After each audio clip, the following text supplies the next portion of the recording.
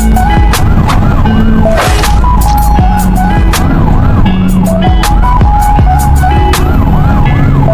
guys, good day. For today's video ay magpiprint tayo ng personal data sheet or PDS. Paano ang tamang pagprint?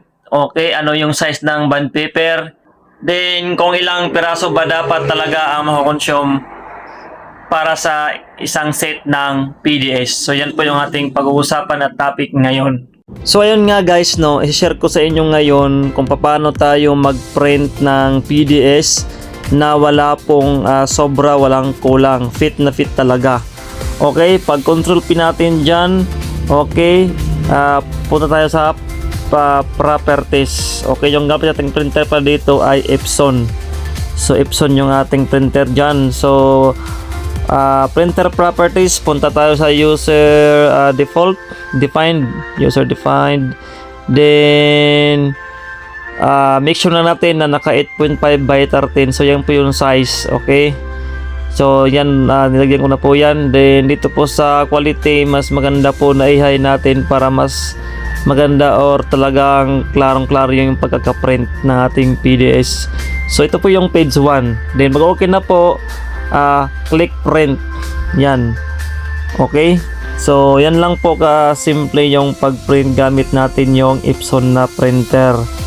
So makikita natin dyan kung okay ba talaga or talaga bang walang kulang-kulang o hindi lampas o hindi bitin, hindi putol yung ating pag-print ng ating PDS, yung ating personal data sheet. So by the way guys, yung color pala dyan is mali po yan, hindi po dapat color green yan, dapat gray yan. Yung printer po kasi ang may problema.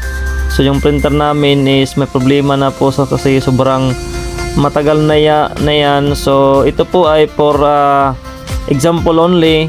So dapat hindi po talaga yan green yung kanyang may kulay dyan. Okay, dapat gray yan. Okay, pag print natin yan. So yan, makita po natin na talagang swabe, smooth, talagang sakto yan, no? Walang lampa, walang kulang, hindi bitin. So dapat makita natin yung pinakadulo sa yung date sa dulo. Then yung pinaka mark ng CEC. So yan. So ito po yung second part, yung page 2. So ito po yung gawin natin para hindi po tayo malito. Yan. Sundan nyo lang po yung movement natin dyan. So baliktarin lang po natin. Ganyan, mula dyan, ganyan po yung pagkuha. Okay, baliktarin lang po natin. At saka yan po yung ating ilalagay doon sa printer. Okay, para hindi po magbaliktad yung ating pagprint. Okay, para hindi po tayo sayang-sayang ng bond paper. So ganyan lang po yung paglagay. So back to back po yung PDS pagprint. Okay, sa mga nagtatanong po sa akin, so yan, opo, back to back po yung pagprint ng PDS. Bali page 4 po yan. So back to back. So mangyayari dalawang bond paper po yung ating makukonsume sa PDS. Yan po yung isang set. Okay, hindi po per one bond paper, one page. So hindi po, back to back po yan. So yan.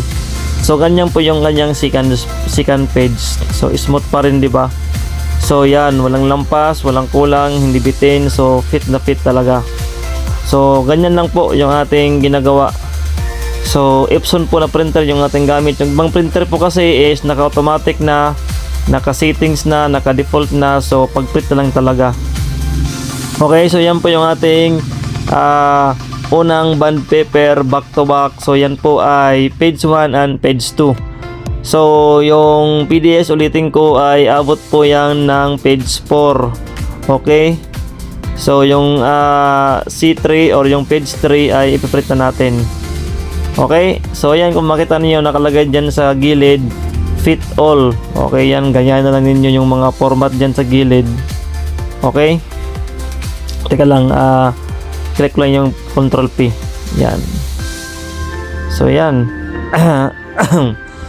So sa mga applicants pala especially sa MUP applicants ay meron pong pagbabago sa ating PDS, sa ating pong tinatawag na base pay, sa ating salary.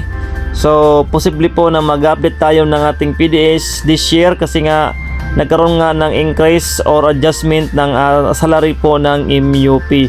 So gagawa din po tayo ng vlog tungkol dyan. Okay, para hindi po para po ma-update din po kayo, para din po ma-update yung mga applicants kung ano na nga ba yung saktong base pay adjustment at konting update po sa ating PDS 2026. So ayan. So ayan, ulitin ko po, yan po yung page 3. Then yung color green po yan, hindi po yan dapat color green. Nagka-problema lang po yung ating printer, dapat gray po yan. Okay? Then by the way, pag gagawa po tayo ng PDS na computerized, yan po ay naka-bold lahat and naka-caps lock. Okay? And of course, Arial po yung ating ginamit dyan. And size 9. Arial size 9. So ganyan lang po kasimple ang pag-print ng PDS. Okay? Sundan nyo lang po ito kung sa mga hindi pa po first timer o hindi pa nakakaalam. So ayan. So dapat yung tawag ito yung date saka yung pinakadulo po ng mark po ng CEC revised 2025 ay dapat po ay nakikita po yun sa pinakadulo ng bond paper, hindi po yun napuputol. So pag naputol, hindi po yun sakto. Okay, dapat hindi po yun, dapat kitang-kita po yun. Okay? So ito po yung last part. Okay, yung page 4. So ganun pa rin yung pagbaliktad natin mula dyan sa paglabas niya. Baliktad lang po natin. Yan. Ng paganyan.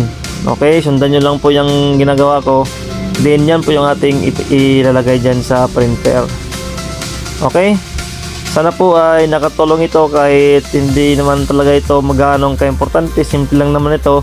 Pero ginawan pa rin natin ito ng video kasi marami rin naman po nagtatanong, especially nagtanong sa atin kung ilang page ba yung tawag dito, yung PDS, yung isang set, kung back to back ba, ayan, kung ilang page ba dapat yung isang set.